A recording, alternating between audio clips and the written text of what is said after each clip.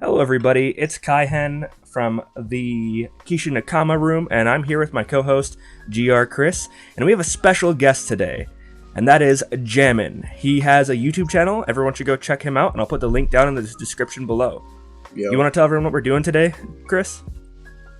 Yeah. So today we're gonna be looking at different anime tropes that we seen, in different animes, and like we're gonna be rating them as well. Yep. We got an anime trope tier list. I don't think I've seen that on YouTube before. We might be the first ones.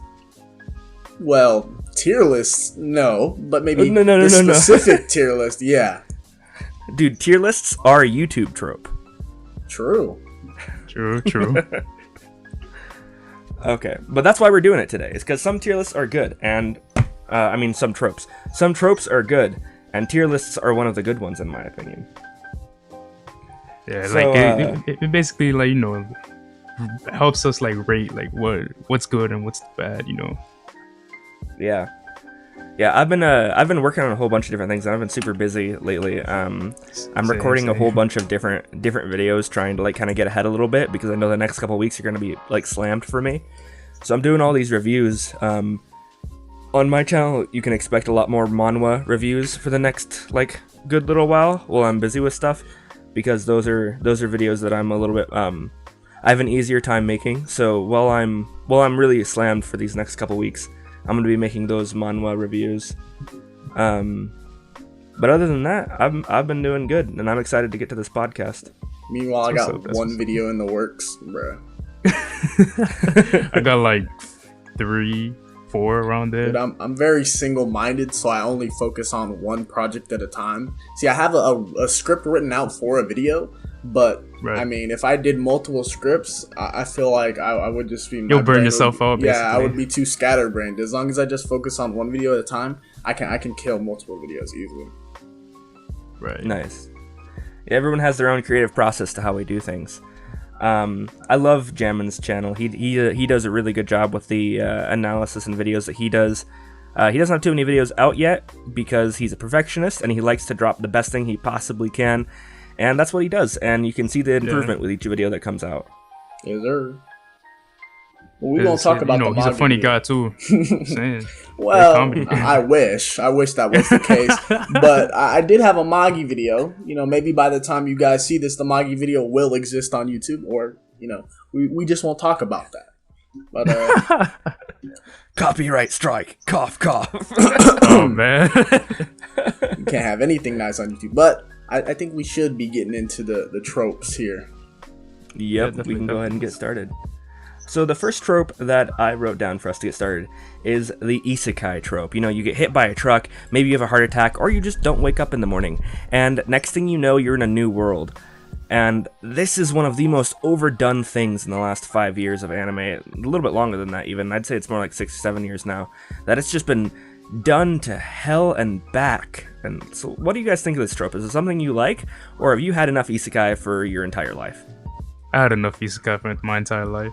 The only one exception is ReZero, because it's actually doing something a little different. Well, I have a differing opinion. So basically, I never hopped on the ReZero hype train, not once. Okay, the first isekai I ever saw was I don't know if you know it. It's called That Time I Got Reincarnated as a Slime. And for me, I really like the fantasy genre. So anything with leveling up, MMORPG type anime, I love that shit where the main character actually progresses and get new powers and stuff. And the way they did it was they gave him the ability to pretty much absorb new information and get super overpowered, and that was my first experience. I mean, I think as a whole, when that show came out, it was a few years ago. I don't know if you guys remember, but out of nowhere, a short burst of so many isekai came out, and it's all these different isekai came out, and I saw Rise of the Shield Hero. I thought that was okay. I saw the slime one, which I thought was okay. I still haven't watched ReZero, and I don't know if I'm ever gonna watch ReZero, because I mean, it seems like what you guys are talking about will make me tired of isekai, which I mean, I don't think I don't really think I have any sort of differing opinion on isekai. I think it's just a genre. I don't think it's let me say this. I'll give it like about a B tier. At most a B tier. I don't think it's any more unique than a B tier. And anything that fits into the isekai genre, you can know that's an isekai off rip. You already know what it is. So it's not really they can't have that level of unique factor. That's how I think about it. I definitely think isekai has been overdone, but that doesn't mean that if a new isekai comes out and it looks interesting, I'm not going to watch it, because like I'm still down to watch a good isekai. Slime. My favorite thing about Reincarnated as a Slime is actually the like classifications for the monsters and stuff. You know how like goblins can turn into hobgoblins, and hobgoblins can turn into ogres, and ogres can turn into the next thing up, until eventually they just keep leveling up. They turn into different creatures and stuff. I really like the dichotomy of that and the world building in Slime. Like Slime is one of my favorite isekai, actually. I'm glad you mentioned it. Slime did go crazy, but if we're gonna talk about isekai, there's one thing that we need to talk about, and you probably already know what it is, but I'm talking about SAO. I'm talking about all of SAO. I'm talking from season 1 all the way to Alexation. I don't know if they have any more after that, but we need to, if we want to talk about any type of isekai, we need to talk about the granddaddy of all isekai, which is SAO. So what do you guys think about SAO? So me personally, I haven't like seen all of SAO. I'm still like in the first episode. Okay. So I don't really have an opinion on it yet. Oh, okay. All I know is that there's a lot of people that hate it. But I'm not gonna go by that. I'm gonna just like push through and get form my own opinion in the future. But I respect that. Seriously, a lot of people go into something knowing what they're gonna think of it before they start watching it. Because I mean, overall, like with tropes, right? Like I think like tropes, they could be overdone. But if an author finds a way to make it unique, I think it's worth watching. You know what I'm saying? Yeah, for sure, absolutely. I think SAO also. Go ahead. For SAO, I think it gets too much hate. Like it's not anything great. I'm not overly fond of it. The first arc, if it would have stuck with that and it just kept getting better from that point, most anime gets better the longer it goes on, in my opinion. But SAO was not one of those. It got worse with every arc, in my opinion. So I don't know. I've heard Alexization was pretty good. I've not watched that yet, so I can't judge it. Oh no! But I do think SAO definitely gets too much hate. It's not my thing personally. For me, okay, so I think SAO just as in general, it is this golden standard for isekai, in the fact that it was probably one of the most popular and first ones that came out early on in 2012. The way I got into SAO is I was at my grandma's house and I saw it on Netflix and I was like, okay, I was bored as hell, so I had nothing to watch. So I watched SAO and I was like, so what's good? It's not as bad as people are saying. I actually enjoyed the first season of SAO. I don't remember what was it, Alfheim that came after that? I didn't really enjoy that. But when GGO came out, I was like, oh, okay. Jam was enlightened. GGO went crazy. I like anything MMORPG style-esque. I like that. So I was like, okay, so SAO is actually kind of crazy. And then they went to Alexation and I was like, yeah, no, it's trash. I think if you're gonna watch something like SAO, there's a lot better iterations of it. Honestly, I like Shield Hero more than SAO. I like Slime way more than SAO. I like Overlord. I tried to watch the first episode of Shield Hero. I think the first episode was literally the only thing that was good about Shield Hero. The way they did it was super, they made it out to be okay, this is the standard and it's gonna be super unique the rest of the show. But that was not the case. It goes from super epic the first episode, and then everything after that is generic isekai, which is, I mean, they just did that so bad. Yeah, and apparently the author wasn't trying anything new, so it was just okay. Yeah, you could really tell. Not good. And I stuck with it. I enjoyed it. I definitely, I don't regret watching it at all. I wouldn't say it's bad, but I'm not gonna give it necessarily anything good. I think as far as isekai goes, it's amongst the better isekai, but it's nothing. There are very few isekai that are special in my opinion. I think it hit the first episode hit good. It kind of went downhill from there. There was nothing really as good as the first episode. I don't think it was necessary. I don't think I can call it necessarily bad, but it's not bad, but it's not good at the same time. It's just kind of generic. It's like, you know, C, middle of C, B tier right there. It's not really like, there's nothing special about it. It's not really noteworthy. But it definitely isn't bad. For an isekai? I would give isekai a B tier, personally. Yeah, B, what's your take, I think Chris? I think the same thing, too. All right. So isekai goes in B tier. Yes, sir. The next trope we're going to talk about, something that's been done a lot as well, is having the main character be way too overpowered to the point where it's like they're not even like able to be rivaled. Like the main character from Overlord, Ainzel Gon, Saitama from One Punch Man, yeah. Goku becomes stupid overpowered. Like all these different characters who just, you realize like they're a league above the rest of the world around them. So like for real. Okay. So Psyche from, and sometimes it's used in a comedic aspect. I like that. But what are your guys' thoughts? I'll let GR Chris go, and then I'll say what I have to say. All right, so my thought on that is just like, it's cool, right? But it's just been overdone too many times, and I'm just tired of it because it's like it becomes so predictable, and it's just like it just takes the fun out of it. At least for me. What about you, Jen? I think there's 3 basic types. You got your Goku type where they start off strong. They start off like relatively strong, and then they get overpowered. Then you have your Saitamas, who are just, the whole purpose of its existence is to be overpowered. And then you have your mob psychos who are they're overpowered, but they don't even know it. You have those. So I think, true. So I'm just gonna go through all of them really quick. I like Dragon Ball is like a nostalgia factor for pretty much everyone. It is for me a little bit. I grew up watching Dragon Ball, so I really enjoy it. Super did it horribly. I think Super should have ended at the Cell Saga a long time ago. I think that's what a lot of fans think. Same. I think they can try to. They can try to revive it. They can try to bring Super back, but if they do that, I think it will just be like a huge mistake.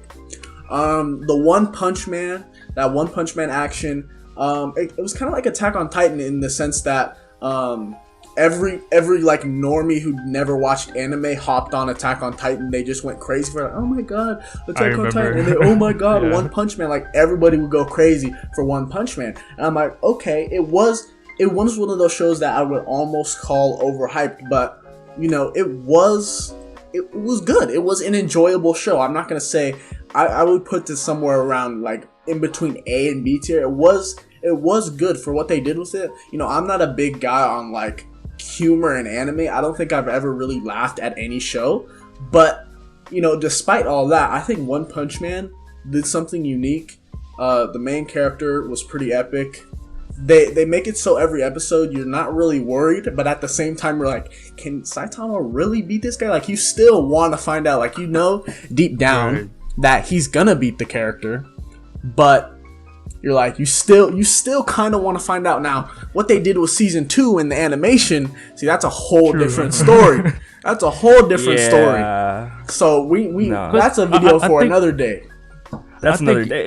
I think it's just that the fact that like the show knows what it is. You know what I'm saying? It's not trying to be anything else. It knows it wants. It's a comedic show. You know, so it's not like let's say Dragon Ball, where it's, you know, it's taking itself a little too seriously with you know, Goku and stuff being overpowered. Yeah.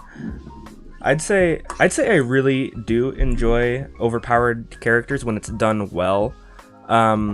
Yeah, for sure. I think it is definitely done too much, and when it's not done well, it's one of the most painful experiences in anime. It's like, why am I sitting here? Why am I watching this? There's no motivation here because this character just slaps everyone, and it's not even funny. But when it's done well with like Saitama, or I think Mob Psycho did it really well. I think Mob did it, yeah. Yeah, Mob did it really well. Yeah. I also like Slime. I like the way Slime did it because even though he's overpowered, that's not really the focus of the show. It's more of like a funny side note, like all these big villains who think they're so much. It's like, oh, the slime beat you, and like it's a trope that it's overused, but when used correctly, I genuinely love that in the show. Right. Okay, I think the way Mob Psycho and One Punch Man did it, amazing. They did something unique. They made the characters overpowered, but they didn't make them boring. Like, Saitama was overpowered, but 90% of the episode, you don't see Saitama clapping people. It's only when it's like they were written by the same person. It's like ridiculous. Moomin Rider. Yeah, like when we got to see Moomin Rider go crazy, even though he took an L, that was pretty deep. But then Saitama, he kind of came in and just cleaned the clown up at the end. Yeah, he just clapped him. Yeah, that's what Mob happened. Psycho, he was like, throughout the whole thing, he was dealing with like not having friends, being depressed, all that good stuff. But at the end of the day, he still was unbelievably OP. There was times where he got clapped up by people, but when he finally like broke, he destroyed them. So we knew that Mob Psycho was kind of nutty. Even at the end when we saw him fight the big boss dude, the dude went 100% and up beyond and still lost. Now the I also want to add to that, like, go ahead. Saying like with Mob, like what makes Mob Psycho work is just the fact that he's relatable. You know what I'm saying, in a sense. Yeah, for sure.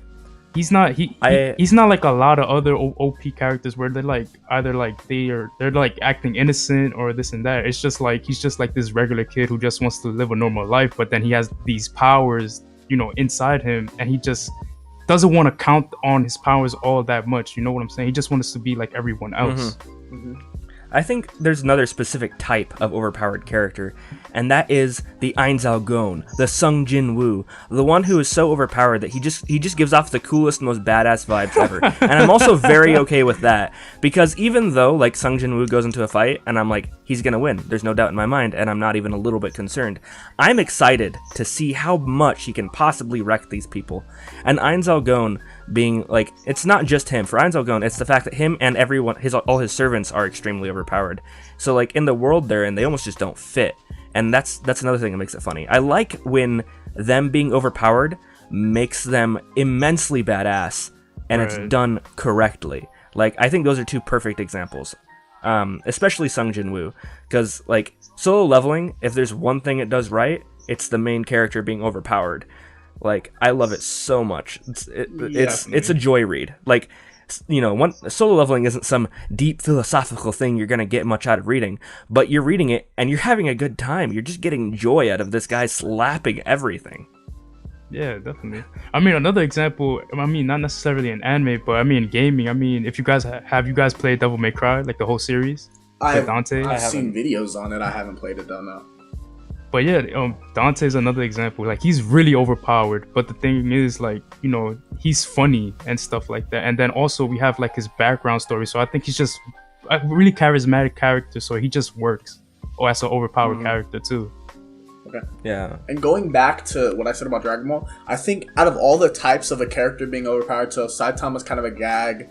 Mob Psycho's kind of realistic, but the one that actually tries to be overpowered, like unironically and not trying to be any type of gag or like realistic, is like the best thing I can describe is Ultra Instinct from Dragon Ball Super. I think they did that so unbelievably bad. I get the fact that, oh god, they introduced this big villain every single arc. I get it. We got Goku Black, who was overpowered. Goku couldn't beat Goku Black by himself. He had to get Vegeta, and they still didn't beat him. He had to get Zeno, because there was no way he was beating Goku Black without Zeno. Ultra Instinct, the way that they did it, they set it up so bad to the point where they hit a ceiling. They hit a power ceiling where all the gods saw that Goku went Ultra Instinct, and they got scared. Then they, right after that, said that Goku won't be able to access Ultra Instinct anymore. So any level of power he gets now that isn't Ultra Instinct isn't going to match up at all. It's not going to matter, because we've already seen something higher than that. That's what Dragon Ball's problem is. They went so high, and now they're just bringing it back another peg. When Goku can't get in, if Goku wants to get stronger, he has to do something involving Ultra Instinct or beyond, because Super Saiyan Blue is not going to cut it. Super Saiyan Blue Kaioken times a billion is not going to cut it. Super Saiyan, man. It's not gonna I'm going to make an analogy. I'm going to make an analogy that'll blow your mind. Go ahead. Dragon Ball is the heroine of the anime community, because heroine, you do it once and you get this crazy high, right? And then in order to get high like that again off heroin, you need more heroin. You need a bigger dose. And that's why people die off of it so often, why it's so dangerous. Dragon Ball is the same thing. They're like, okay, we went super overpowered. We made Goku insane. Bigger power up.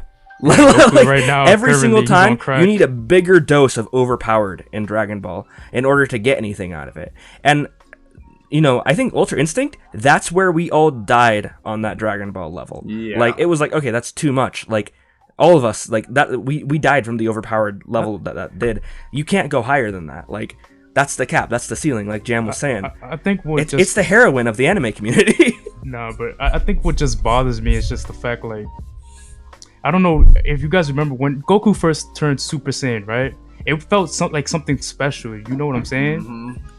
But then when it came to like getting more transformations as the series went on, it was just a thing like, okay, so then this one doesn't matter, so now this one goes, right? And then this one doesn't matter, and then we go to another transformation. You know what I'm saying? So it's just like, you know, you could just get tired of it. You become desensitized. And I think Vegeta had a really great saying. He was like, Vegeta and Trunks were in the little gravity chamber, and Trunks was training, and Trunks was having trouble moving, so he's like, oh, I'll just go Super Saiyan. And Vegeta's like, bro, what? When did you get Super Saiyan? Like, this man does no training, he just messes around all day, and he has Super Saiyan. And Vegeta's like, man, this is like a Super Saiyan bargain sale, because you got Goten going Super Saiyan, you got Gohan going Super Saiyan after like, what, a year? You know how long it took Goku to get that power? You got everybody going Super Saiyan, and then you got all these different rainbow colored, like, fruit punch type transformations. Everybody's going blue, red, green, yellow, purple, white. You got all the colors of the rainbow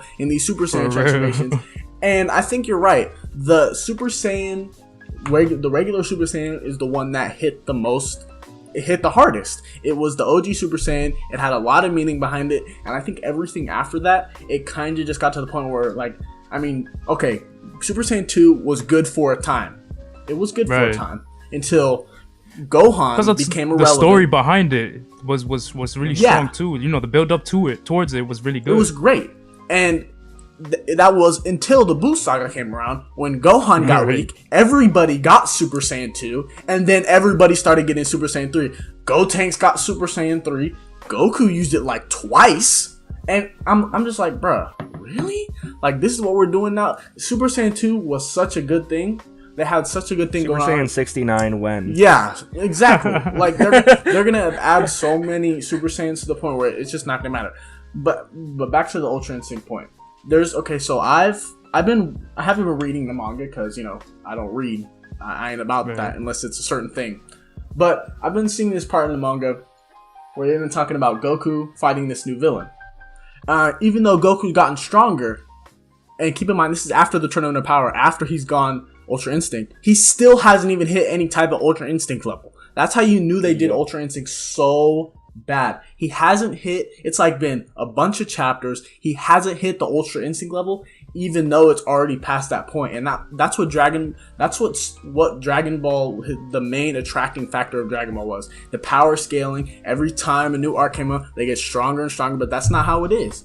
Goku went from super strong at a super high mountain to all the way down to the base of the mountain at the next arc. So I think they're doing it bad. Dragon Ball doesn't have enough depth. The plot isn't good enough to carry the show. It's all about the epic fight scenes, the power, the adventure, all that good stuff. Right.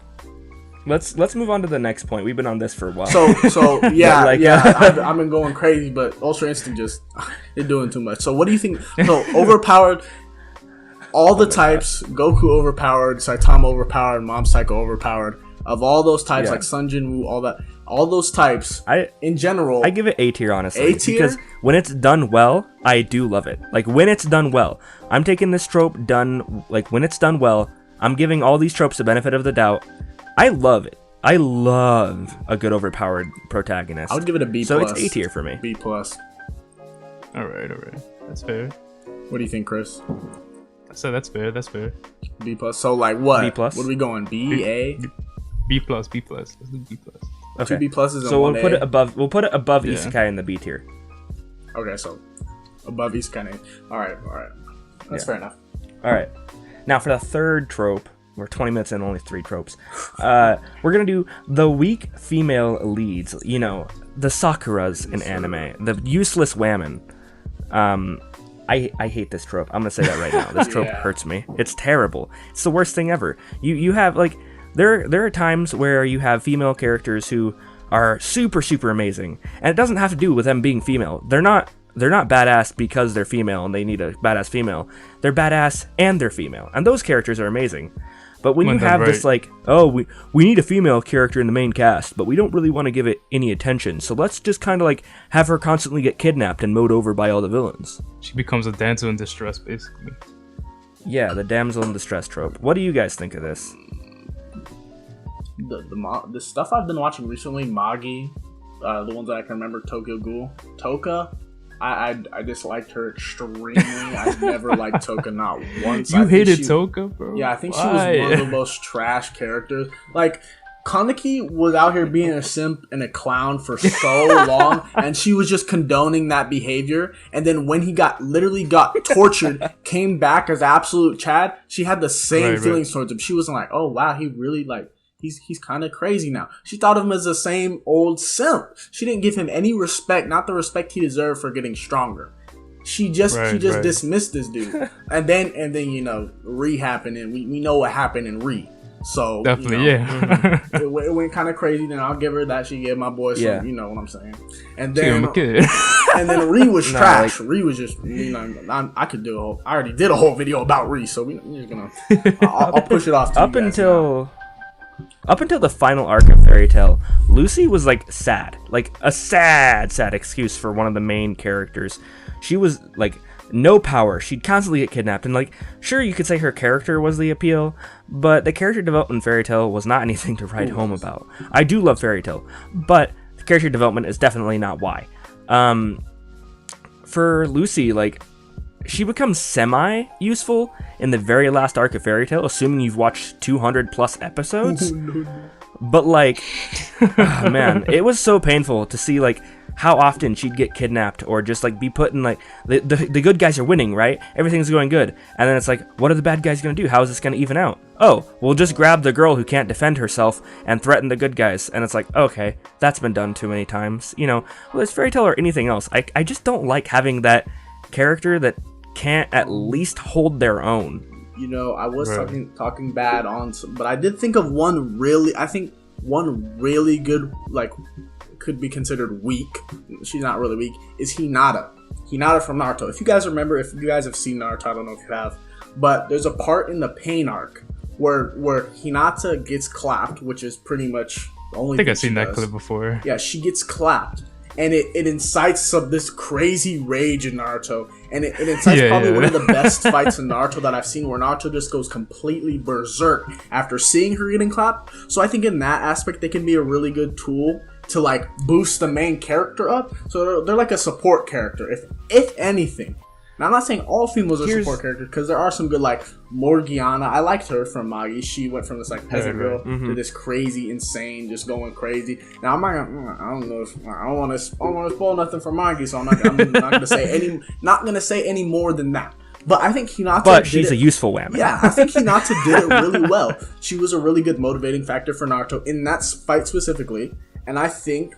Yeah. That kind of boosts this genre. It gives this genre just a tiny bit of a boost. Now Sakura, she was horrible. My problem with that argument is that it would mean more if it was a character who could defend themselves getting beaten. Because then you're like, oh, this character who's normally badass just had their ass handed to them and they can't stand up for themselves, and now the main character needs to. That would mean more to me than a useless woman getting slapped and put on the ground, where it's like, dude, why couldn't she at least be cool? Like, you know, like, you have so many great female characters in anime. Like, you know, Mikasa isn't my favorite character from Attack on Titan, but at least she's a badass. Like, for the first season of Attack on Titan, the two badasses are Levi and Mikasa, and, like, that's awesome, dude. And Mikasa's not badass because she's a woman. She's a woman and she's badass, and that's how characters should be done. You know, like... I think also, like, why was she there in the first place? Yeah. Like, why was she there? just putting it out there to protect Aaron's scarf. No. I'm not talking about Mikasa. I'm talking about Hinata. Oh. Hinata? Why would she be there in the first place, knowing that, you know, there's this strong ass dude beating the shit out of, you know, her love interest, I guess. Mm-hmm. That's literally the reason why she was there. A strong ass dude beating the shit out of her love interest. She was trying to be a reverse simp, and it turned out bad for her, but good for the Leaf Village, because luckily Naruto saw that and he went kind of crazy on Pain. Even though that is not what made him win, because he eventually got out of that got back to his sane form, and then used Talk no Jutsu to win the fight, which I hate Talk no Jutsu. I don't know, that's a trope for another day, but Talk no Jutsu absolutely sucks. I'm gonna say this right now. For the weak female leads archetype, it is not archetype, just that trope. It is like my least favorite trope. I'm giving it Sakura tier. That's why this tier is here for me personally. I don't know about that, bro. I think everybody but Hinata and like Morgiana maybe, but she kind of still like whatever. I think Hinata did it really well. Everyone else kind of did it bad, but Hinata did it really well. So for me, I would give it a C tier. Well, then, not Sakura. But I wouldn't say that Hinata is totally useless though. Like I'm not talking about like halfway decently done characters. I'm talking about the female characters that literally contribute nothing to a fight ever. Like Lucy, like in that Sakura, instance, like she those was types of useless. characters. Hinata was useless in that instance. So technically, she is a useless main character because I don't really remember any feats. Neji clapped her in the Chunin exams finals. I don't think anything else memorable. She's a stay-at-home mom in Boruto, which Boruto in and of itself could be a bad trope. Just the whole entire show. We don't need to go there today. Yeah, that's literally a podcast. Yeah, for me, I'm giving it Sakura tier. What are you giving it, Jam? C. Yeah. What are you giving it, Chris? Sakura tier. All right, two of us put it in Sakura, so Sakura, it's let's we'll put it in Sakura. Literally Sakura in Sakura. Yep, that's why that's there. All right, for the next archetype, we're going to be talking about the Vegetas, the characters that are just entirely based upon him as like the rival who like has a huge stick up their butt, you know, kind of a tsundere, but like they're just always kind of trying to keep neck and neck with the main character, and they're super edgelords normally. Oh yeah. Yeah. Sometimes they stick pretty neck and neck. Other times it's more of just this simp following the main character who's trying to pretend he's halfway as cool. Right. You know, you got Bakugo, you got Sasuke. Like, you know, Vegeta is the main example because he's kind of like the father of this archetype. But then you have other characters who kind of follow suit too. You have Gray from Fairy Tail, but I would say that he's one of the better examples of this being done. I don't know. This is something that happens way too much in anime, especially long-running shonen. Oh well, I think for actual Vegeta, he had progression, super like crazy amounts of progression. He started to warm up, and he actually became a Z fighter, and he started fighting for like the Earth when it came like he wasn't fighting for the Earth in the Namek Saga. He started warming up in the Android Saga because he realized that Kakarot Goku is the only one that's gonna allow him to be stronger. So at the start, it was for selfish reasons. Then he got with Bulma. Let's just say it like that. Vegeta gets legitimate character development. He found that Trunks was his son. And he was like, man, I've been treating this dude like crazy. And when Cell, there's a really awesome part in the Cell Saga when Cell actually like shoots a little beam through Trunks, and Vegeta goes absolutely insane. Like he starts going ham on Cell. It doesn't do anything, but it shows that like, man, this dude is actually different from when we first saw him in the Saiyan Saga. And then after that, he just becomes really, really cool. And there's this really cool part in the Buu Saga where he's like, yeah, Goku, how is he fighting so hard? He was watching after getting defeated by Buu. He was watching Goku fight Buu, and it's like a super iconic speech, right? And he's like, yeah, Goku is stronger than me. I can admit that. He is stronger than me. He is better than me. And I think that showed right there that Vegeta had changed in that moment, and especially at the end of the Buu fight, when Goku and Vegeta both gave each other that thumbs up, bro. It was raps. I was like, man, that's crazy. So Vegeta really turned around. So, I mean, can we count Killua from Hunter x Hunter? Nah, Killua isn't really. They're homies. Like they're straight up just homies. Yeah, from the very beginning, it's not like a rivalry between them so much as it's like, oh, this is my best friend. I would say that like Killua kind of is in a similar boat, but I wouldn't say he fits into the archetype like Bakugo does. Bakugo is a straight copy of Vegeta. Right, basically, yeah. True. With a little bit more screaming. And then Sasuke is like add a little bit of edge to Vegeta, you get Sasuke. Right. Who's some other ones? Can you guys think of any? Well, I mean, we can Not go really. into Major Shonen. I think Sasuke is a big one. What do you guys think about Sasuke? I mean, I haven't seen Naruto, so I can't really, put my 2 cents into that. Yeah, I've not watched much of Naruto. Okay. I've watched some here and there, and I've tried to get into it. I've watched some of the OG Naruto, So I know and it was okay. I liked the tournament arc, If we but like, don't talk about it, there are gonna be people in the comments getting mad. So I will be the representative for the Naruto community. So the way that Sasuke did, I'm gonna try to do this without spoilers. So his whole character at the start was chasing something that was a complete lie, and when he finally found out, he doubled down and became more of an asshole, and he started doing all this crazy stuff just because he didn't want to admit that he was like, wow, my whole purpose this entire time was pointless. Any Naruto fan will know what I'm talking about. When he finally found out the truth, he's like, bruh, so I've been doing it bad this entire time. And he, instead of like trying to remedy all the things he's done and all the relationships he's messed up, he doubles down and starts going even harder on what he was doing, even though he was wrong the entire time. Eventually, he does change, and at the end, he starts becoming, you start getting that Vegeta, that 180 where he's like, okay, he's a good character now. And by Boruto, he's completely 100% a good character. But yeah, and I actually from My Hero Academia, to bring that up real quickly, I actually really liked the fight between Bakugo and Deku in the the second fight between them, where they both went all out.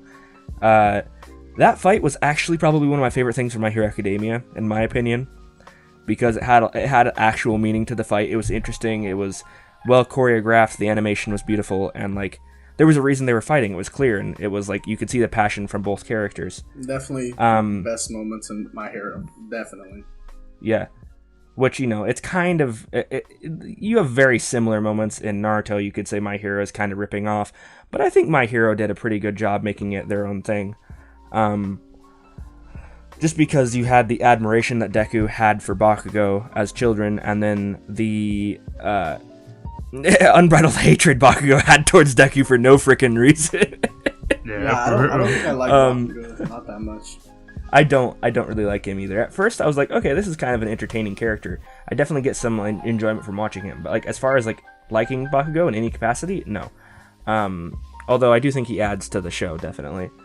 I'd say for this entire archetype in general, I'd give it high D tier, low C tier, personally, because I feel like it's something that when it's done a little bit differently, I enjoy more. Like, Vegeta is one of the best examples of this where it goes well, but for the most part, I feel like this does not really go well. Like, it's too predictable. Way too predictable. If Vegeta was the only character who ever was like this, it could be S tier, but he's not. All the copies of Vegeta makes it D tier. Because I mean, when you see one of those characters, you know what's gonna happen. You know how their character is gonna end up. You've seen it before, and nothing is gonna change. I mean, we have an example like that with Black Clover with Asta and Yuno. It was like Naruto and Sasuke. I mean, come on. It's a clear example. I mean, like, at least it ripped off from that. You know what I'm saying? But I think the entire time had respect for Asta. I literally just got done editing a Black Clover video, and he was the whole time Yuna had respect for Asta. He understand that Asta was dealt an incredibly bad hand, and Asta worked super hard. And I think always respected that. He respected the fact. I don't think he ever there would be meme times where he would be like, oh, you weak. But at the end of the day, when it came to like super important fights, Yuna recognized that Asta was like an actual threat to him becoming the Wizard King. Right. Okay. I really like the dichotomy between Asta and Yuno. I think that's another pretty good example of it being done. And I feel like Yuno definitely set himself apart from most people in the archetype. Black Clover the show. I could agree with you that it deserves a C tier. This trope does. Yeah, same. Just about a C tier. Nothing too special about it. All right. So moving on to the next one, we have a tsundere as the main love interest. We got tons of different deres. And personally, I dislike how often a tsundere is main. I mean, I love me a tsundere, but I wish we did get a more wide variety as the main love interest. It feels like it happens way too often where the main love interest is like, Baka, I don't love you. That happens way too much for me. It's like, at least let us have something different more often, because that happens again with so much. Again with like the rival, I think it's way too predictable. I mean, haha, funny, we get it, you're tsundere, but then at the end you're gonna actually like them. Like, yeah, we've seen it, bro. This is anime. It's nothing new.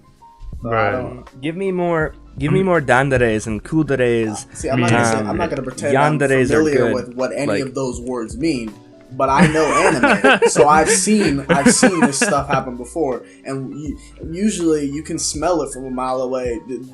The way that anime watchers works, once you've seen like more than like 30 shows, you start to get this like vision for typical things that happen.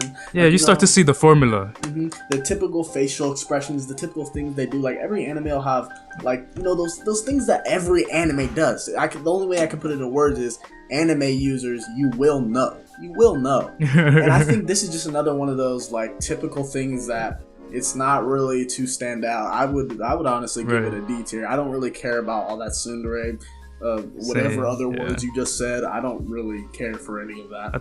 I think I started to notice that like watching Fate Stay Night Unlimited Play Works with Rin. Like I started to see, I really started to see that formula. I was just like, oh, okay, here we go again. You know, or Taiga, or like there's tons of tsunderes.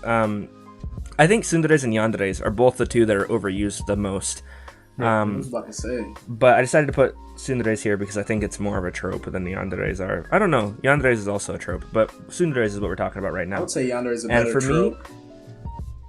Me, it is a better trope. But I'm gonna end up giving this C tier because there are some tsunderes that I find to be extremely likable characters, and I like tsunderes. I just really wish it wasn't done as often, because when it like kind of like Jam was saying, it becomes so predictable that you're just like, it's this again. You know, I've watched 3 shows now, and 3 times out of 3 it was a tsundere as the main love interest. It happens way too much. So I think if it happened less often, this is the type of thing that I would really love actually, but it's just the fact that it happens as much as it does ruins it. I'd give it a D. Yeah. Same, D. Well, I would have given it a Sakura tier, but the only reason I didn't is because of Adele, because at least she changed. Adele changed from a tsundere to like just a regular, vanilla, boring girl that no one really cares about. So at least she changed. At least she didn't change into anything relatively unique or interesting, but at least she changed. So I'm giving it a straight up just D tier. All right, it's time to talk about Opie. What is that? What would that be? D, C? What are we calling it? What's it? We're gonna call it D tier for the last one for the tsunderes. Yeah, that's a D tier.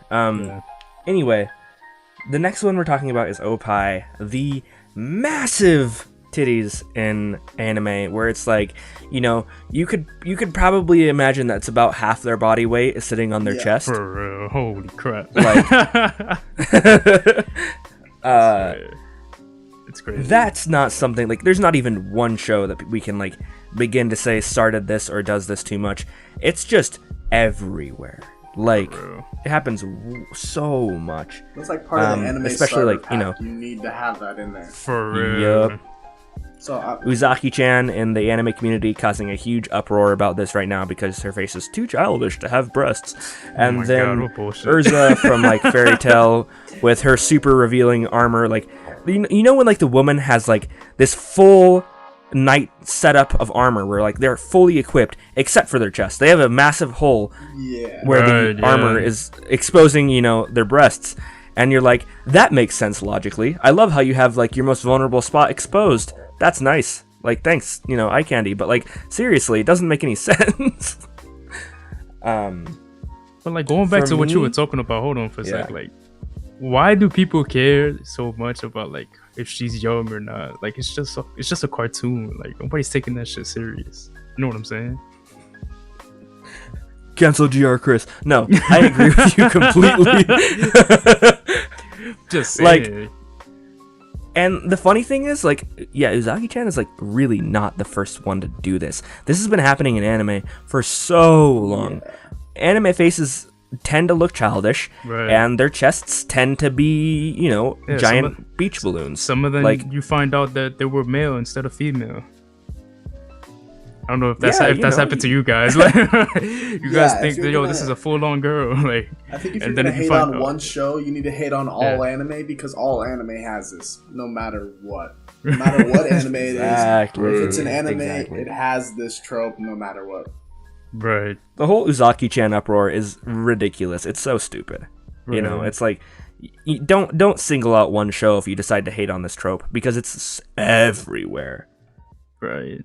I don't think anything's got. It's just like, just look past it, like, you know, like just to get just. But that said, I don't like this. I don't like this trope myself. I'll let you guys share your thoughts on how you feel, but before I rate it, but I'm gonna tell you right now, not something I like. I'm super indifferent. I'll give it just straight up C. That just means I don't really. It's whatever. Put it a B. All right. I like to see. I like to see my shiny titties. I'm okay with this sometimes, you know. So what are we calling it? C? Just straight up C? Yeah, I was gonna call it D tier, because for me, like, I lean towards the more realistic proportions in my anime whammon. You know, Gangnam Style. Some women look better with clothes on too. Like, I prefer the more realistic proportions. It's more attractive to me, and it doesn't scare me as much sometimes, you know. This went B. So I went C. You went we'll D. Call it C so tier. if we like calculate that out, then it would be relatively just C out of all of our. Yeah. It's like absolutely mid C tier for that, because we got a B, a D, and a C. Next. All right. Next we have unreal power scaling, to where, like, it kind of just like breaks your ability to imagine this as something relatively possible, or like you can't even comprehend what's happening. Dragon Ball is definitely the biggest offender of this of all time, to where you have Deku, or not Deku, oh my gosh, please forgive me, the entire fan base. You have Goku, like, smashing dimensions and realities as he's fighting these bad guys. And, like, it's just like, you don't even know what's happening. I'm pretty sure, like, 70 universes just died just now. It's it gets to the point where, like, I don't understand what's happening, and, like, it's too much. Isn't that Gurren Lagann too? Gurren Lagann definitely becomes a violator of that trope. Jam said it all. His reaction just told me everything about that show. They went too crazy in Gurren Lagann. I loved it. I loved the show, don't get me wrong, but, like, they started, dude. The whole last episode was just like, what is going on, dude? Like, they went from big robots fighting to, like, two guys fighting in the middle of nowhere. It didn't make any sense at all. It basically went from Code Geass to, like, I don't know, reality breaking stuff. I don't know. They just blew it way out of proportion. I think they had to go a little bit crazy, because the whole thing about the whole message of, like, Gurren Lagann is that it is just like, humans have unlimited potential, that we can do anything that we want to do, blah blah blah blah blah, all that good stuff. And yeah, that's the way that we're gonna show it, showing us having like superhuman, unbelievably high power levels and all that good shit. So I mean, I don't know. I think it's just. I mean, Overlord kind of does it too. Yeah.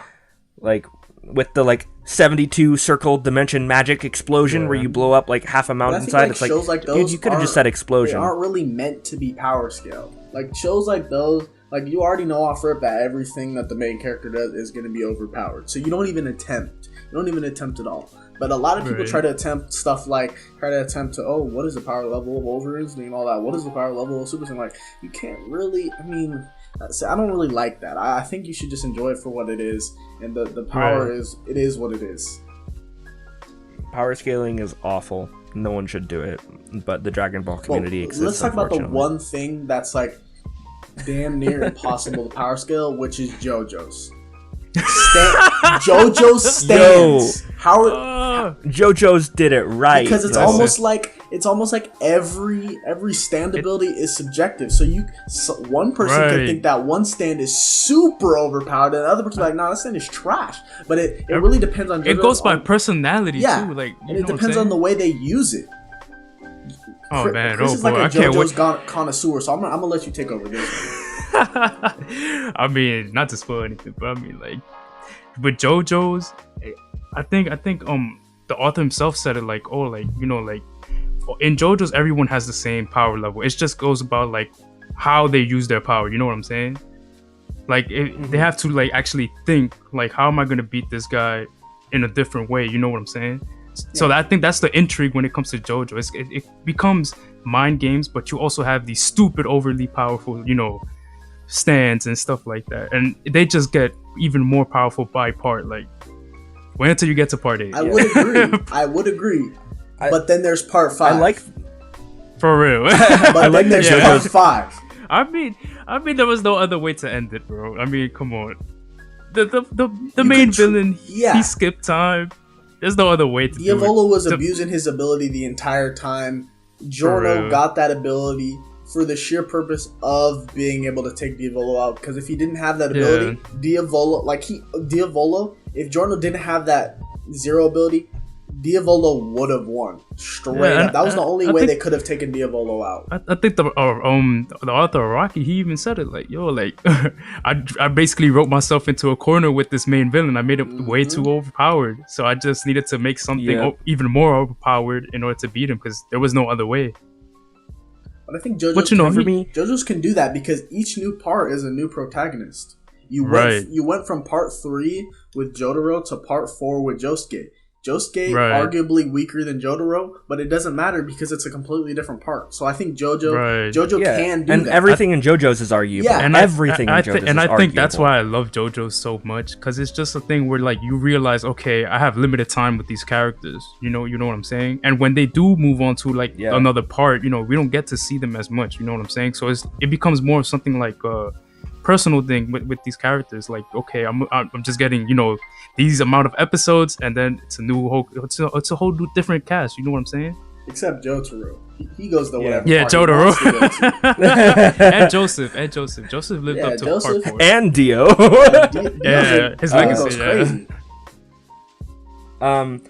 Also, I think we should definitely move on pretty quickly because we're sucking up time. But D tier for me personally, because I strongly unlike Unreal Power Scaling. Like what? You talk about because it makes it super unrelatable for me. When like I'm talking about like Unreal Power Scaling at its core. When you have the end of Gurren Lagann, where it's just like, whoa, what is happening? Or when Dragon Ball just goes like full seizure mode. Like those things I'm not a fan of. Like, no. I wish that it would just make, you know, I wish they just kind of tried to keep it a little more down to earth, because when it gets to that level, like, I kind of lose interest a little bit. There's just too many colors, too much happening to where it's like, this isn't in a fight. You're trying to express to me how much crazy stuff you can do with animation. True. Basically. I think everything else, C tier. I'm indifferent. I don't really care about anything else. I think all power scaling is trash and it shouldn't exist. But when you have the completely unique power scaling JoJo's, it's A tier for me. Yeah. When you add in the JoJo's to the mix, it automatically brings it up too. I'll personally put it as tier, you know, because I mean that's my favorite, you know, power system in anime. So what did Kaihen do? D? No. I'm not talking about JoJo's though. Like JoJo's, I wouldn't say JoJo's really follows the Unreal Power Scaling too much, because JoJo's has like a definitive system to where it's not like reality breaking. Well, GER. Like, I'm talking about this trope. Well, GER, like, and that's my whole argument. Wait till we get to part 6. Oh boy. Okay. That's fair. If you want to put JoJo's in the category because you know you've read more JoJo's than I have, then you can. But from what I've seen, I've not seen it in a series where I've liked it when it goes full seizure mode. It's just not it's not a pop for me. Part 5 did it amazing. I think they did it epic. I think it deserves the A tier.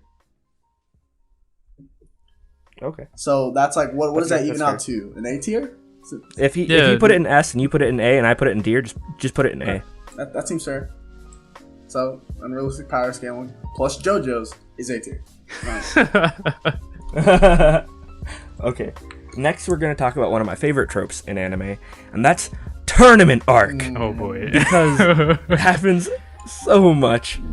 And I mean, when it's done honestly, right, you know, it's awesome. again. I just get a shonen hard on when it happens. Like I'm always happy with tournament arcs, unless it's an atrocious tournament arc where it's super bad. I'm gonna like it, even if it's just mediocre. I just like tournament arcs. I'm a sucker for them, personally. I hate tournament arcs. This up. For real? Yeah, man. That's when I went to watch Dragon Ball. God, dude, I was falling asleep. That's all they did in Dragon Ball was have every new episode was announcing a new tournament, some type of tournament. Dragon Ball ruined tournament arcs, man. I hated the tournament arcs. In Dragon Ball. I can't really think. What are some like? I mean, My Hero, the tournament arc was iconic. Naruto had a really good tournament arc. I'm just gonna say, like, of all the things I like and dislike about Naruto, the training exams and Naruto, fire. I think My Hero Academia, the best part of it was the tournament arc. Fairy Tail, Grand Magic Games, oh, that was a hype tournament arc. I loved it.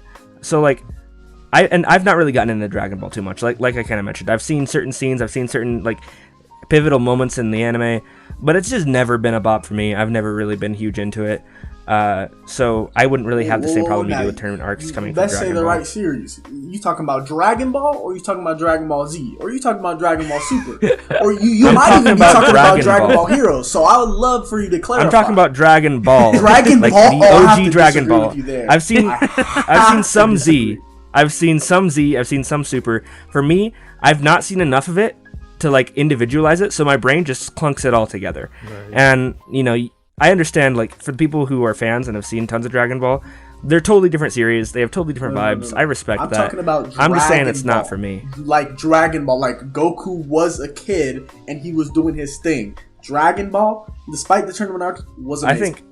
I think that's the best part of Dragon Ball is when he was a kid. Yeah, the best part of Dragon Ball was Dragon Ball. Because it's literally called Dragon Ball. No Z, no Heroes, no Super. They don't add anything. It's straight up just vanilla Dragon Ball. I've not seen a bunch of Dragon Ball, but I'm on the same page it's as good. you with that. Of all the Dragon Ball I've seen, when he's a kid, it's the easiest to watch. It's good. It's really, really good. It still retains all that adventurous aspect. You know, like Dragon Ball Super, they don't really adventure anymore. You can enter transmission anywhere you want. You can fly anywhere you want. But they were kind of going crazy when Bulma and Goku were on the road. They were doing it really, really well. I think the adventure aspect of it, like, Goku was still a kid. He was still curious. He wasn't like this expert tactician that he is now. He's just like this kid who is super, like, who's a little bit stronger than normal. And it's showing him going around having these adventures. And it's when the Dragon Balls were actually somewhat difficult to obtain, when they couldn't just fly around and find them in 5 seconds.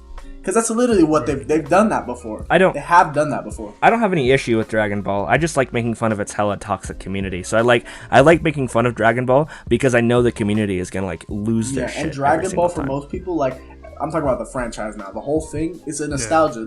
The nostalgia factor hits really, really deep in Dragon Ball. So that's part of the reason why a lot of the people who watch it, you know, they have that nostalgia factor, so they want to defend their old show. That nostalgia factor ran out for me a long time ago. I think Super up to the Goku Black arc was okay. I think everything after that was horrible. I hated the what was it called, when they fought the Universe 6. It was bad. It was just bad. Everything after that, Tournament of Power, was boring and went on too long. Ultra Instinct wasn't interesting. Jiren, everyone says it, but he's just a boring character. No one likes Jiren. He is. Cares about Jiren. Really is. And this podcast has been 50% Dragon Ball. Yeah. For real. I mean, for me, tournament arcs are S tier. It's one of the few S tiers for me where it's like, if tournament arcs weren't a thing in anime anymore, like imagine tournament arcs being abolished. That hurts me to think. I mean, we could talk about. I love a good tournament arc. We could talk. It can be overdone for sure. Like any trope can be. But we could talk about one that's recent too, like with God of High School. That's a whole tournament arc in of itself. You know what I mean? Tournament arc. That is tournament arc of the anime. Yeah, exactly. Jem hit it on the head. That's exactly what I was thinking. I thought that when I watched the first episode. I watched the first episode of God of High School. I'm like, oh my god, they did it. They made an anime about a tournament arc. For real. That's basically it. Transformed a trope into a genre. Basically. Yeah. God of High School. I watched like 3 episodes of it when I had 3 episodes. I haven't caught up, so I don't have. I've watched like 5. I haven't seen the webtoon or whatever they have out for it, so I can't really give my opinion on God of High School from what I've seen so far. It seems like your typical anime. I would give it, like, right now, as I've seen, a D tier. Straight up. Just that's what I would give it. No webtoon, straight fair. anime. Yeah, I think the choreography is really good and it's fun to watch. It's kind of just like a turn off your brain show so far for me. Yeah. Basically. Small spoilers. When they introduced stands, I was kind of like, Wait, what's what? happening? Hold up, man. Did you say stands or stands?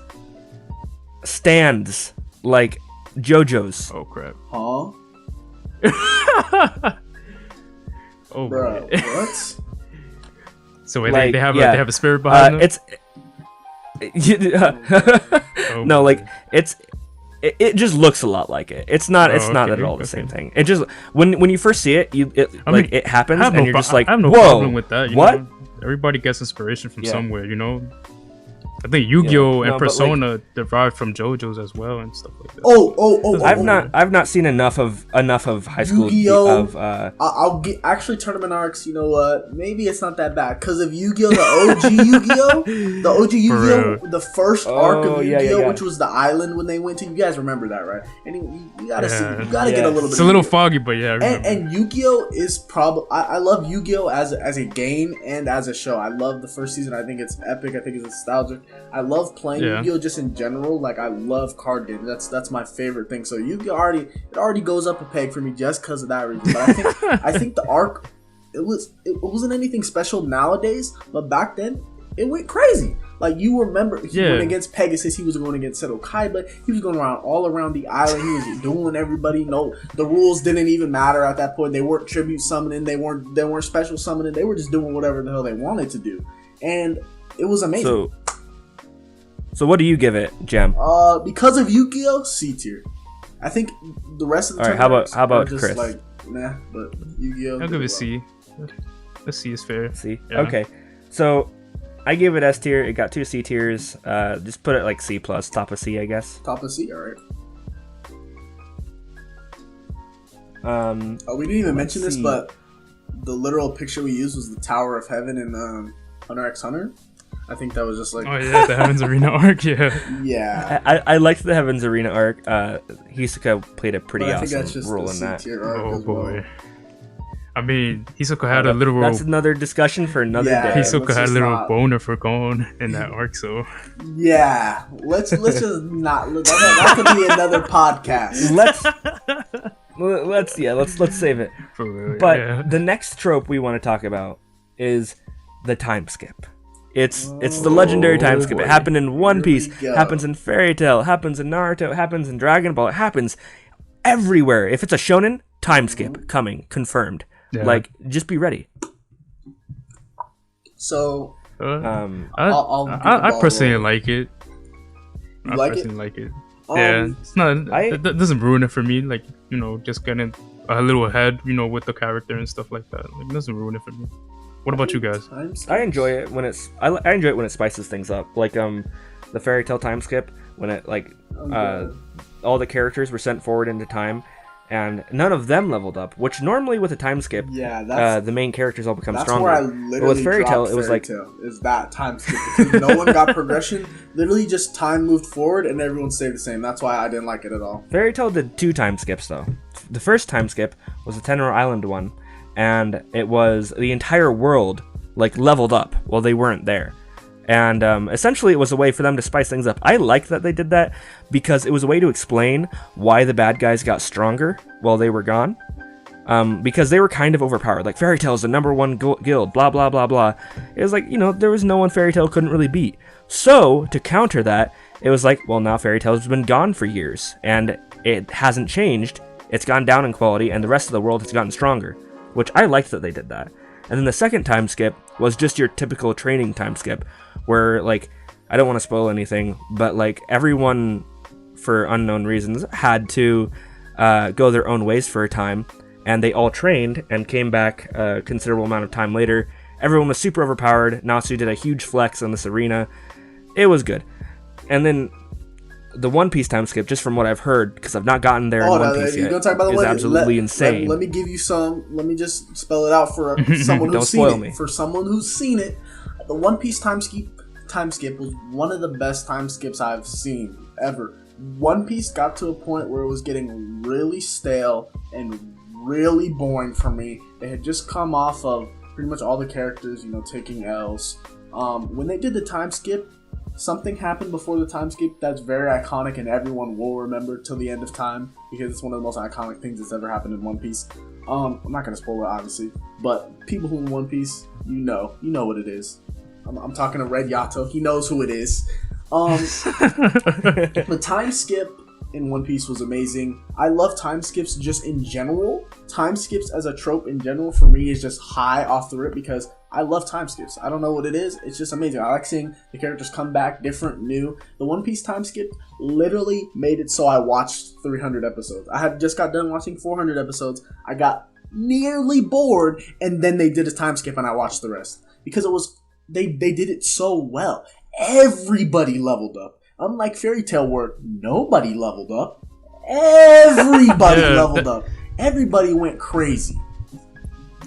No, from what I've heard, I'm very excited for it. I just, when you get to it, I've dodged spoilers on that one thing. It's like the only thing in One Piece I'm not spoiled on. So like, I think it just plan to gives continue dodging the opportunity spoilers. to like make things fresh, for the story and stuff like that, and dive into themes that we never dived into before, probably. You know what I'm saying? I know. That's why I love it. They change it up. They make it so things are different now. Let's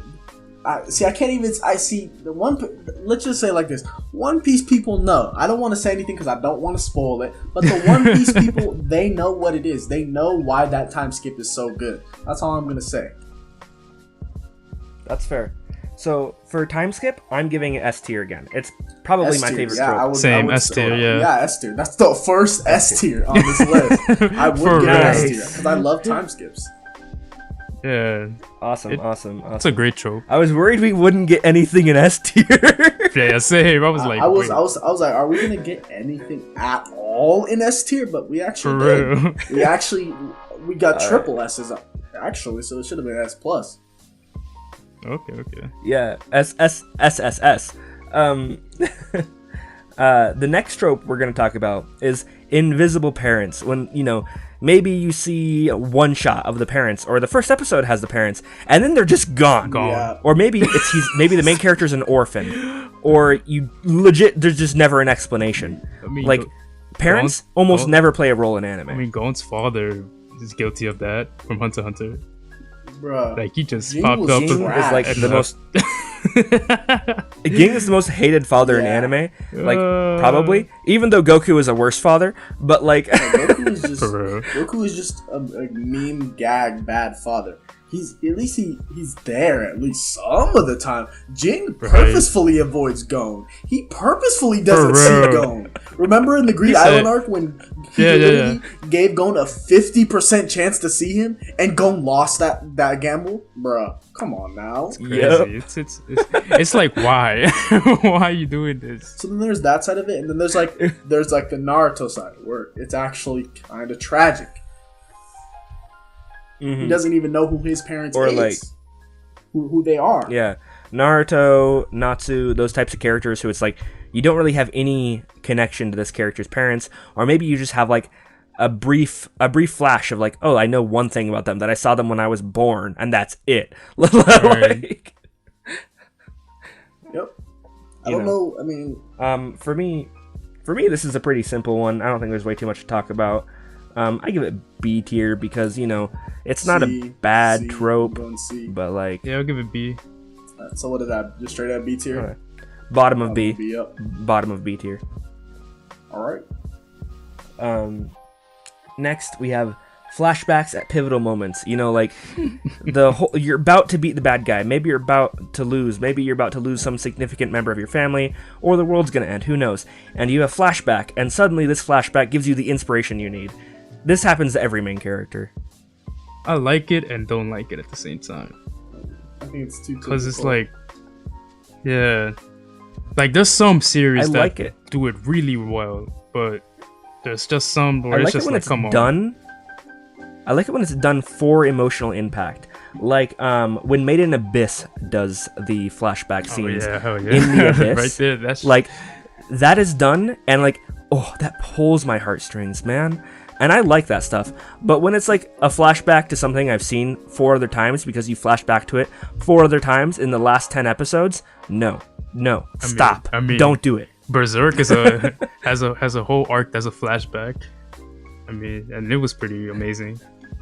If you guys seen that. My only experience that's with a fair Berserk is the OG anime and then the 2016 about to say. You saw no. So GR Chris is the only one here who's read all the manga of Berserk.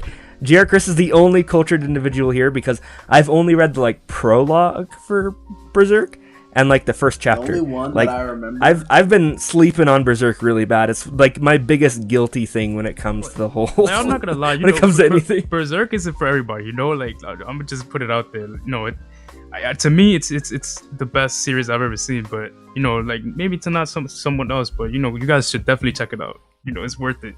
You know, it's worth the read. It is definitely on one of my lists to read if I do start like getting deep into manga. So Berserk is up there. I watched a lot of The Masked Man, so I definitely will be reading Berserk if I decide to read anything.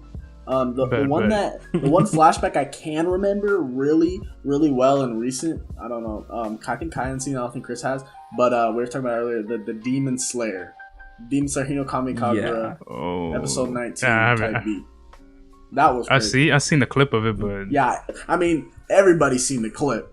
The clip is what made me watch Demon Slayer in the first place. Same. I dropped Demon Slayer because it was not a standout show at all in the slightest. So the first 4 episodes was like boring as hell, and then you saw the clip, so I weathered through the rest of it. I think Demon Slayer was just boring, but when it got to that, I was like, and okay. Then, unfortunately, the clip is the only good part. So they did do something right for that. Maybe a couple minutes you did that, and then after that, it just went right back to mediocre. Yeah, that's Demon Slayer. That's what I heard about the manga too. Like the flashback portion, yeah, it was good. All right, so for me, I give this A tier because I like it most of the time, and I like it a lot when it's done right. But I hate it when it's done over and over and over again for the same thing. So I can't give it S tier as much as I do like it. There are times where it hurts me physically. So A tier. A tier for me too. 100,000,000% D tier. God damn, Jesus! I don't think any shows did it good.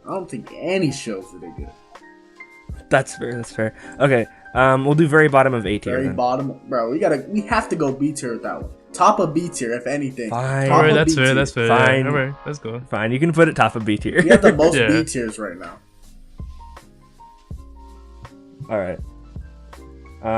Let's see.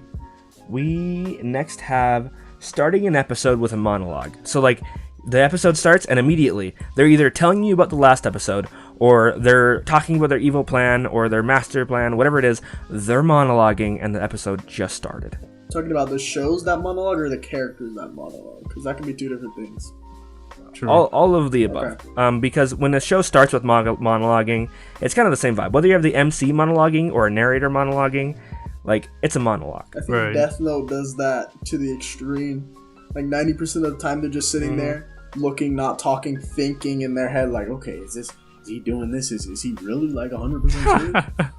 So Death Note is a big one that does it. It was, I think it was especially in the scene where L... have you guys seen Death Note? So, I don't want to spoil it. Yeah, I've seen it. Yes. Okay, so the scene where L is in the room watching Light, and he's sitting there for like a few minutes just thinking. So he did a whole 180. Like he looks like he's really innocent because Light really pulled a fast one on him. Light did some really tricky stuff. I'm not gonna say any spoilers for anyone who hasn't seen Death Note, but you guys know, like he pulled a fast one, and he was thinking, it's like, wow, is he really like, he's really serious, like he's not capping at all, he's really serious about this. I think that's a good example of a monologue. Death Note does it really well. Death Note as a show is good in general. I think Death Note is like an A-tier show. Same. So that the monologuing part of it is what makes it Death Note. Right. Now let's flip this on its side and talk about some of the worst monologuing in anime. Sword Art Online, in the first arc, one of the only things I didn't like about it is they would skip so far. It'd be a time skip, but not the good kind, to where they would explain like, okay, it's been like a couple years in the Aincrad arc now, right? And we cleared all these floors, and that's it. And it just start with a monologue. It just explained what you missed, and it's like, wait, why did I miss this? Why wasn't this just in the anime? Yeah, that was a bad taste in my mouth. They're doing two things: monologuing and talking about bad time skips at the same time. So that's just automatically just nope. So because of like that type of monologuing, when it starts by explaining what you missed instead of just showing you it or doing a pivotal flashback or having some good way of expressing it where they just want to monologue like the story, I'm not watching an anime to have someone read to me. So for that reason alone, even though I do like what Death Note did, I'm going to give it a C tier because it's either I really like it or I absolutely hate it. Yeah, same. C tier. C. Gem gives everything C tier. Just I'm indifferent on most things. I wouldn't call it trash, but I wouldn't call it great either. Yeah. So what is that? What is that, like a C? Or yes. Yeah. C. Middle of C tier somewhere. Yeah. Now we're gonna talk about the small brain villains, or not necessarily small brain villains, but just villains who decide not to capitalize on pivotal moments where it's like, okay, you have the main character on the ropes, you're about to win, it's about to be game over, bad guys win, and instead of that, you're gonna let him have a flashback where you're gonna sit there and just watch him think for 5 minutes, or you're gonna let his friend come over and give him a motivational speech. It's like, you're gonna give him 10 minutes to freaking power up so that you can lose. This happens so much, and it does not make sense. For real. But it's anime. What is your best example for that, Kaihen or Chris? Jojos. I don't. I have a specific moment in mind, but I want to hear one that Kaihen says, and then I can give one that I have. So coming from me, I'm gonna leave JoJo's for GR Chris because he's. I have a really good one from part 3. But a really good one from part 3. I'm gonna talk about Fairy Tail's a huge offender of this. It tends to happen to where, like, when Natsu gets to the top of the Tower of Heaven, I think it's called, in that too, because Fairy Tail is the Tower of Heaven as well. He gets to the top there, and Jalal is just like, torturing Urza or whatever. I don't remember exactly. Yeah. It's been a while now, but like, Natsu is like powering up, and like, Jalal could have just like ended it then and there. Like, this guy comes up here and Natsu decides he's gonna eat some ethereal, right? It's like, okay, this is clearly a bad idea, but what if Natsu powers up from this? Like, this could go horribly wrong for Jalal. Now, instead of doing anything about it, because Jalal at this point was powerful enough, he could have killed Urza and Natsu in one fell swoop without trying. Like, he was so overpowered compared to them. Instead, he watched as the main character slowly powered up and got sick. Like, before he powered up, I'd like to say Natsu got sick. Natsu was especially vulnerable to where, like, he was like stumbling all over the place, kind of dying, and Jalal's just like, whatever, focusing on Urza. Now, maybe that's because he didn't care, but at the same time, this is your life's work right here, man. You are at the pivotal moment where you're about to succeed at everything you've been doing for the last 20 years, and you're not gonna stomp out this opportunity that you might die or lose. It doesn't make sense. Like, if it was me, I'd just cut off all the loose ends right then and there. And bad guys in anime don't do it. Right. I have two amazing examples. One, Dragon Ball, Cell Saga, when Cell purposefully let Gohan go Super Saiyan 2. I don't know, Chris, do you know about what I'm talking about right now? Yeah, I remember. I think I remember that. So Cell, the whole thing about the Cell Saga and his fight between Cell, everyone who's seen Dragon Ball is like, okay, so how they did it was Cell wanted to fight someone strong. Cell made the most foolish mistake, and so did Vegeta. Right. Vegeta let Cell power up to his perfect form, and Vegeta couldn't beat Cell. It was Vegeta's pride, basically, that just like took over. He was just like, at his best, and he made the gravest mistake of his life. And he made Cell way too powerful. And then Cell turned around and did the same thing with Gohan. He wanted to fight someone strong like Vegeta did, so he made the same mistake, and he let Gohan power up to Super Saiyan 2, and then Gohan wiped the floor with him. In the end, he did, and he wiped the floor with him majority of the time that he was Super Saiyan 2. So they did it extremely bad. Cell is an idiot. He didn't want to win. I think Cell as a character, the way they did him, is that's very typical of his type of character. He was egging Gohan on. He was playing with everyone. He was trying to get Gohan to transform. And when he did, he realized that he should never have done that. And he paid the price for being a stupid villain. The other one I was talking about from JoJo's was in part 3. Kaihen, have you seen this part? I don't want to spoil anything. Probably not. You haven't seen part... No, part 3 okay, I've seen. So part 3 I've seen. Part 3, there's a part where Jotaro pretends that he's dead, right? Oh my god. And Dio spends 5 minutes instead of just... He gave Polnareff enough time to get there. He gave Jotaro enough time to think of a plan and fake his own death. And then he was still hesitant, so he got hit by Polnareff because he waited so long. Then he got clapped up by Jotaro because he literally just stood there and he heard Jotaro's heart was stopped. Jotaro would have died if Dio didn't give Polnareff enough time to get there. And Dio could have just been like, oh, okay, so Jotaro's dead. And he could have been like, in the back of his mind, knew, and just taken Jotaro out real quick, real slick, and JoJo's would have been over. But since he's JoJo, he had to get like 10 minutes all to himself talking about, is he really dead? And then like, my dude, just hit him or something. Exactly. He even had people shoot Jotaro. He didn't even hit the vital spots, by the way. He had people shoot Jotaro. Jotaro blocked it with Star Platinum. Jotaro did all this stuff. Jotaro had all this free time to think of a plan. Yeah. Basically, Jotaro had all the stops. Exactly. I think that scene as a whole was pretty good. It was a good scene, but Dio was stupid. That's just straight up. Yeah. Dio made a mistake.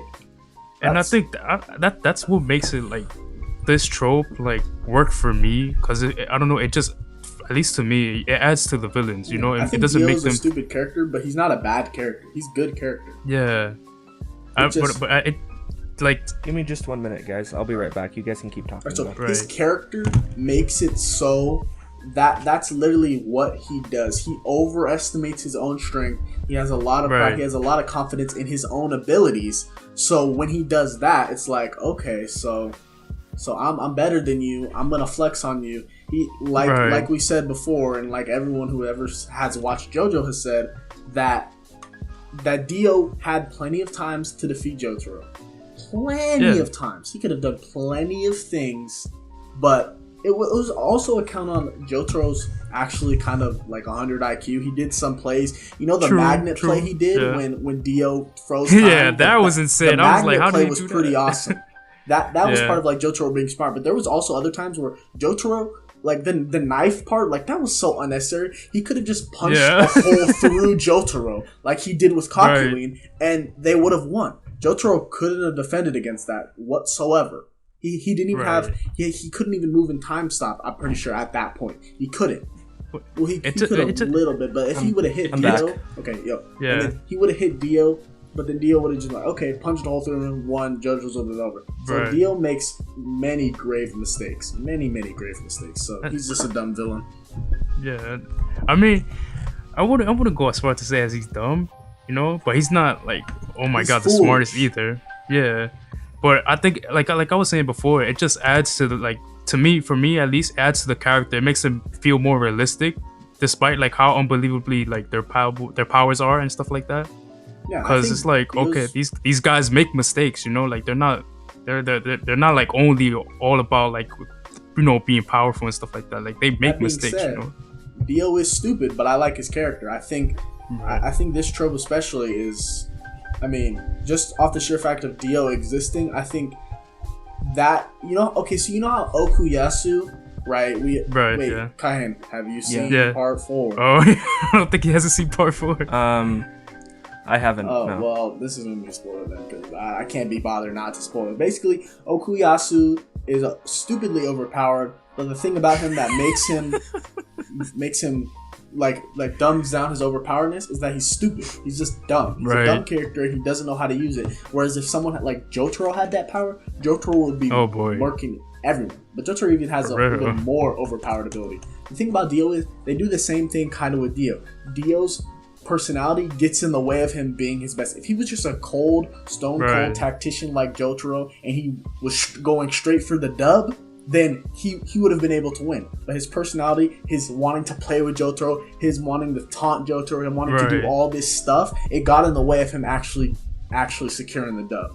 So but I like the trope. I just think Dio is a great example of the trope. Right, yeah, true. That's definitely a fact. So I would give it like fair. I agree with that. I would give it like B+, straight up. Yeah, same. Okay. B+ is fine. You go on B+? I think it's something that, yeah, I can agree with that. Let's do All B+. right. On to the next two. All right, yeah. When a character unlocks a secret power at the brink of death. Oh man. I mean, when does that not happen? Happens a lot. Some examples I can think of, if you want to explain, Jam, would be like Kaneki. Yes. Let's talk about that. So Kaneki. Okay, so I'm pretty sure you meant to say powers, unknown powers. Kaneki didn't necessarily have an unknown power at the brink of death, but Kaneki, it was definitely hinted at throughout the entire thing that he was overpowered. The ability he was given from the ghoul, Rize, she was already a broken S tier ghoul. So getting that, he became a half ghoul. So that even made him even more broken. So we kind of knew that he had that somewhere in there. There was a scene where Nishiki, this is a really good example besides the one that I'm going to get to. There's a scene where Nishiki is stepping on Hide, which is his best friend, in the alleyway, and Kaneki just goes completely berserk because he doesn't want Nishiki to kill Hide. So he gets that little power boost. He thinks back and he's like, oh wow, like he's the homie. I'm not trying to let the homie go out that bad. And he takes out Nishiki. He goes crazy ballistic on Nishiki. Jericho, have you seen Tokyo Ghoul? I don't want to go any further if you haven't. Yeah, I've seen it. Okay. So then you remember. So we all seen it. So you remember. I've read the manga. Yeah. So you remember the infamous Kaneki versus Jason fight, right? You remember? Yeah. That fight was so many things. So Kaneki, basically the whole point of that was Jason was torturing him. He was breaking him down. Kaneki kept saying, all I want is I'd rather take all the pain than have other people take the pain. It's better. And and at the end of it, he finally accepted the fact that, like, I'm the ghoul. This is what I am. I can't change that. So I'm gonna go with it. I'm not gonna fully become a ghoul and start taking people out, but I'm gonna accept the fact that I am a ghoul. And that was pretty epic. And he gave Jason the absolute. He gave Jason. Yeah, he gave him the holy fade, bro. Yeah, he went crazy on Jason.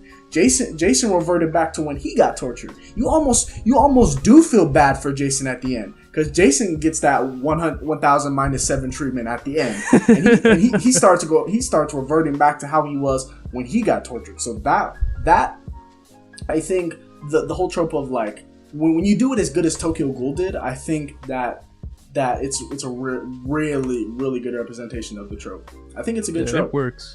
Yeah, it works. I would give it.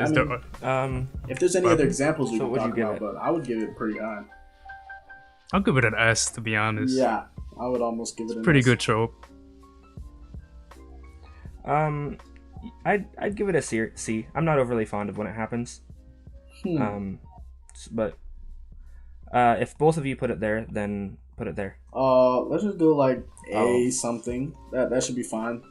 Yeah. I forgot to get the PNG for this, so we're just gonna imaginary right here. Yep. And then we have the last one, Kaihen. Take it away. All right. And then for the last one, it's when the main character is, like, super young. Just for, like, no reason. Like, the same age demographic. Like, they make the main character, like, 13 or 14 for no apparent reason. That seems to be the majority of what happens. Yeah. I mean, we got Deku, Gon, Ichigo. I think Gon's a big one. Gon's good. Gon for is sure. Good. But Ichigo is a good example or not? I mean, he was. What was he like in high school when? Yeah, Bleach but then happened? by the end of it, he was like 20 something because of that little. Oh, never mind. Then yeah, never mind. Like young, like early Dragon Ball, like the whole Dragon Ball, no Z, no Super, no none of that. Just Dragon Ball was a really good. I think they did Kid Goku was like curious. He's dumb. He's just a kid, but he's super strong. I think the fact that he's a kid adds to his character.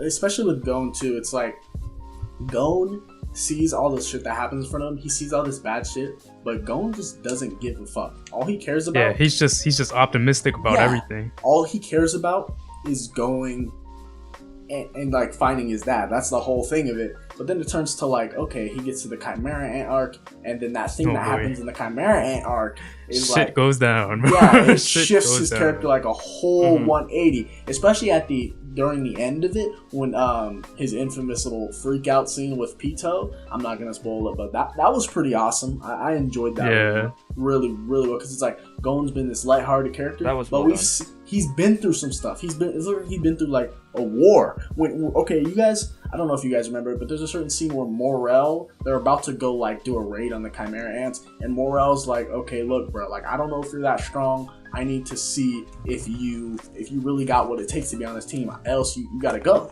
And then he's like, all right, bet. So he pulls up with the Jajunk, and he's like, imagine I'm Kite. I remember that scene. He's like, imagine I'm Kite. I'm the person who killed Kite. And Gon was about to take him out. He was straight up about to erase this man's whole existence. And Morel, with his big ass muscles versus Gon, this little kid, you could see Morel got scared. He's like, oh, bro, that was a mistake. It's pretty scary because I remember seeing that scene for the first time. I was like, is Gon like low-key a psychopath? Yeah, because that's what came through my head. He went from like all happy-go-lucky. He was like, cool, and then he straight up just switched. So like, I'm about to murder you. I was like, bruh, are you good, bro? Like he was going crazy. So yeah, Gon's a really good example of a young character who's actually still pretty good. Yeah. Let me see. I mean, can we count? Can we count Luffy from One Piece? Luffy's early pretty, One Piece. Despite him being like 19 at the start of One Piece, I think. Oh, he was. Yeah, he was 19 at the start of One Piece. That's crazy. I thought he was like 14 correct me or 15. if I'm wrong, diehard One Piece fans, but I'm pretty sure he was 19. He definitely was over like. Yeah. So, Luffy, but he's still like Deku and you have other ones. He's still kind of. The way his character is, he's kind of like a child. So I guess you could kind of say, like, especially pre-timeskip, he's still a child for the most part. He goes through basically up until the Paramount War arc where stuff happens with Whitebeard, all that good stuff. After all that happens, he kind of grows up because time skip. Also, he goes through some hardships. That changes his character a lot. But we're talking about when he's a kid, so I think the East Blue arc was pretty awesome. It showed that Luffy actually has some real depth. I think the one that I'm going to be talking about right now is probably one of my favorite arcs in One Piece. Is the Arlong arc. Kaihen, if you watching One Piece, you've seen it. Kaihen, the Arlong arc.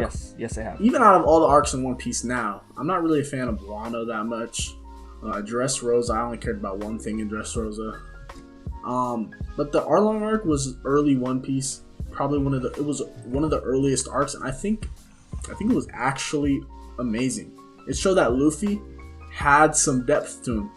When Nami came to Luffy crying and she was like, "Bro, I need some help," he didn't just like try to sit there and be a simp and console her. He's like, he said it in the most cold way you could possibly say. He's like, "I got you," and then they were ready to go take those clowns out. That's what they didn't mess around. They didn't do anything. Everyone knew what it was when Luffy said, he's like, it's time. We about to go clap some clowns. And I think that shows Luffy. When it comes down to it, Luffy's a leader. Luffy can get serious. His character is goofy and funny and wacky. Yeah.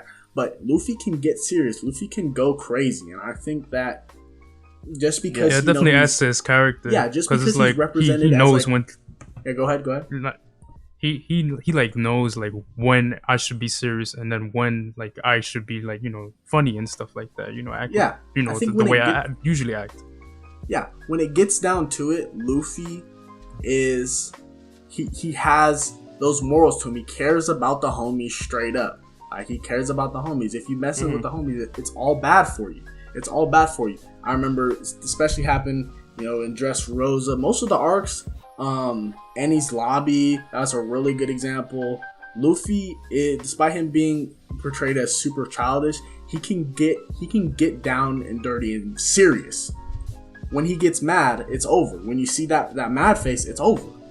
So I think, you know, two good examples being Gon and Luffy boost this, you know, this trope really high up for me. Yeah, I think there's other examples too, and you know, you have Deku, and it happens a lot. But personally, I prefer a more mature take, to where it or just more of a diverse take. So just, I think this happens a little bit too much, and because of that, I'll give it D tier personally. D tier.